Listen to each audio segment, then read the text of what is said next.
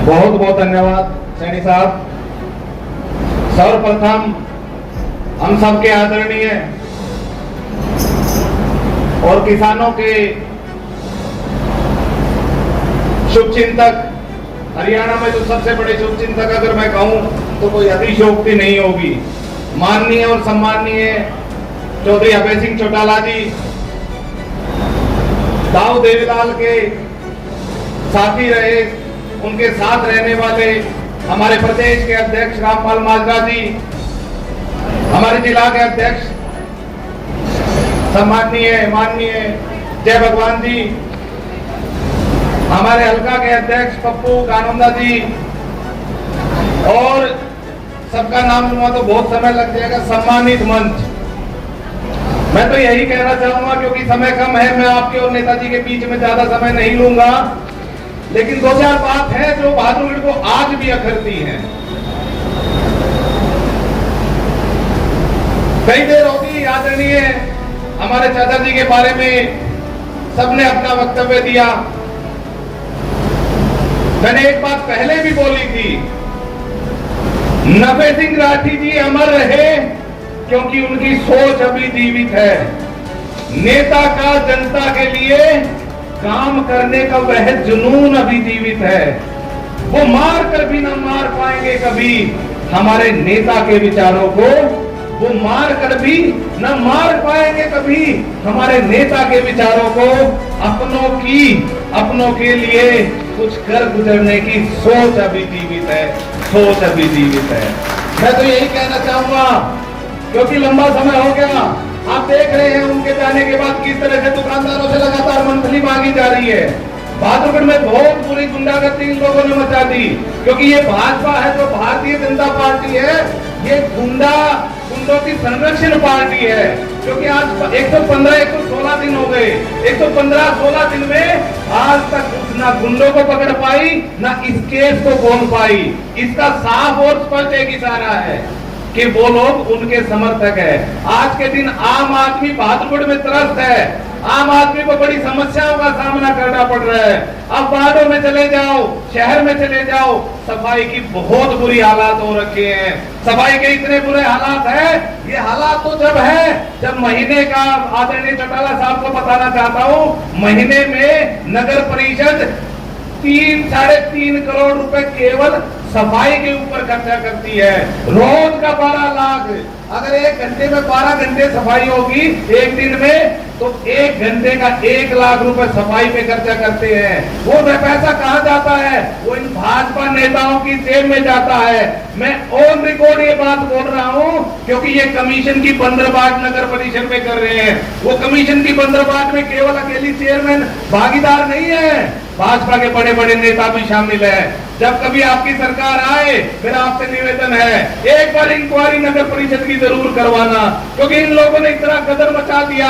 100 करोड़ की अमृत योजना ये लोग खा गए। पानी गंदा आ रहा है, सीवर का पानी पीने पर मजबूर है लोग। अगर मेरे कोई अगर 10 बात है, मैं आपसे हाथ उठा के पूछना था, गंदा पानी आ रहा है या नहीं आ रहा?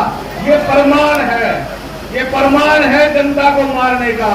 ये लोग षड्यंत्र कर रहे हैं, न केवल गंदा पानी देते हैं बल्कि अपने लोगों की पानी की फैक्ट्रियां खुलवा दी, वो लोग पानी सप्लाई करते हैं। ये आपके कांग्रेसी और बीजेपी चुनाव होने के बाद ये आपके बीच में आ रहे हैं लगातार। वो बोल रहे हैं आपके, भाई आपने चुनाव नहीं लड़ा, आपके पास वोट नहीं रही। उनको याद दिलाओ, 2 साल पहले नगर परिषद का चुनाव हुआ था। 2 साल पहले यही कांग्रेस थी, केवल और केवल 18,000 वोट इस बहादुरगढ़ ने दी थी। और ये तो शुक्र मनाओ कि तुम नेशनल लेवल का फायदा लेंगे। हम लोगों ने पार्टिसिपेट अच्छी तरह नहीं कर पाए और उसका फायदा तुम उठा के हमारे वर्करों में लोग बरगलाने की कोशिश करेंगे। मैं तो आपको यही कहता हूँ, उनको याद दिलाओ जब वो 18,000 वोट आई थी, जब आपके नेता भी यही थे, और जो भाजपा वाले आपके बीच में आते हैं उनको याद दिलाओ, वो भाजपा की जो चेयरमैन बनी हुई है उसके बूथ पे हमने उनको हराया था, उसके वार्ड में हमने उसको हराया था, उसके वार्ड में 500 वोटों से मोनिका चुनाव जीती थी। वो मेरी वोट नहीं थी, वो आपकी मेहनत की वोट थी। जो मोनिका चुनाव जीती वो आपकी मेहनत के मेहनत के बदौलत चुनाव जीती थी वार्ड पार्षद का। और मैं बताना चाहूंगा, माननीय गृह मंत्री जो भाजपा सरकार के थे वो हमारे वार्ड में आके बैठ गए थे और गृह मंत्री लगातार कई दिन तक वार्ड में रहे। उन्होंने सोचा पंजाबी वोट है और मैं पंजाबी हूँ, उसका फायदा मिलेगा। लेकिन ये बहादुरगढ़ के लोग बहुत समझदार लोग हैं, उनको आईना दिखाने का काम किया। राज अर्जुन ने अपने सबसे बड़ा सुचिंतक यहाँ चुनाव में लड़ाया। उसका जब चुनाव लड़ाया तो उसका मकसद ये था कि किसी तरह इस चुनाव में हमें हरा दे, और जनता ने वही किया जो उन लोगों को बहरूपियों के साथ करना चाहिए था।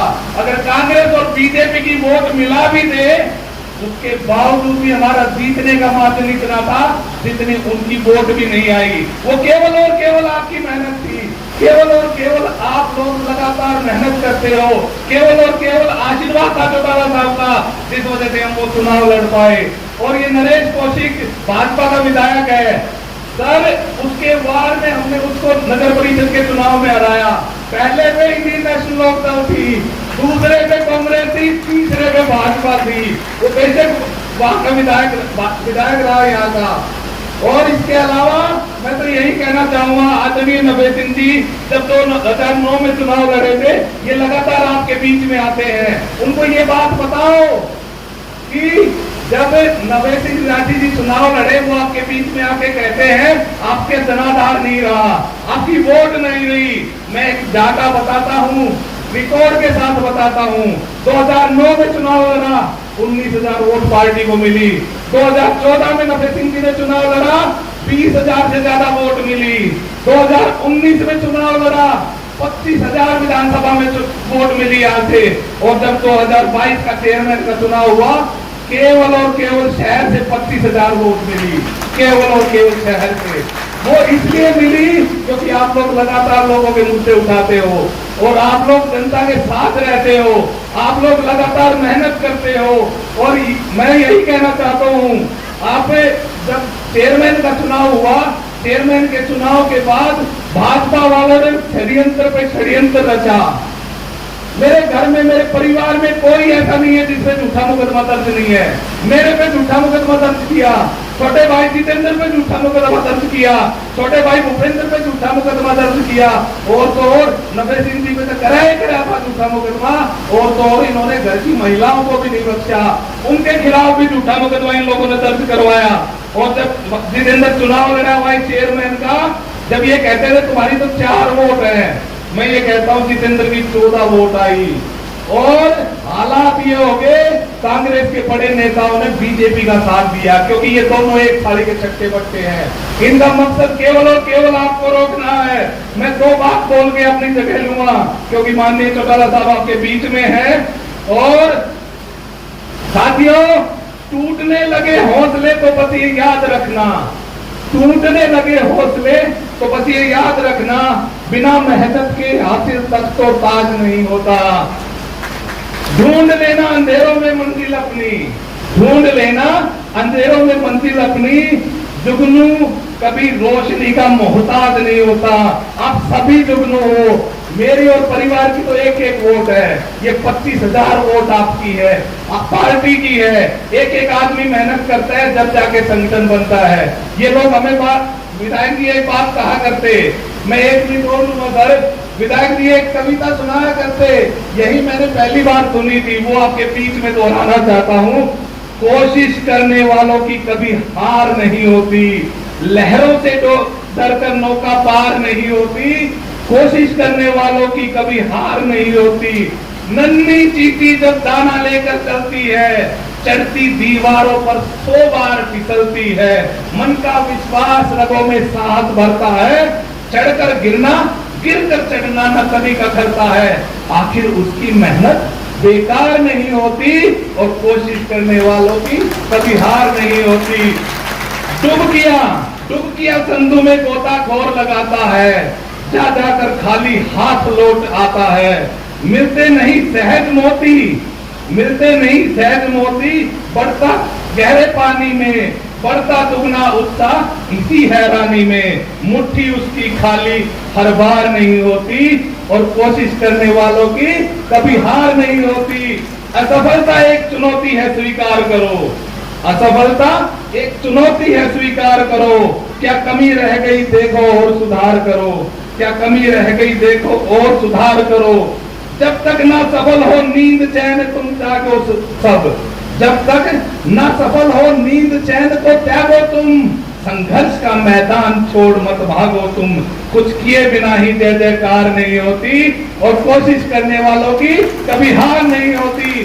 समय बदलेगा, आपकी मेहनत रंग लाएगी। आदरणीय चौटाला साहब महाराज जो आदेश देके चलेंगे उनको हम तहे दिल से स्वीकार करेंगे और काम करेंगे उसके प्रति। धन्यवाद।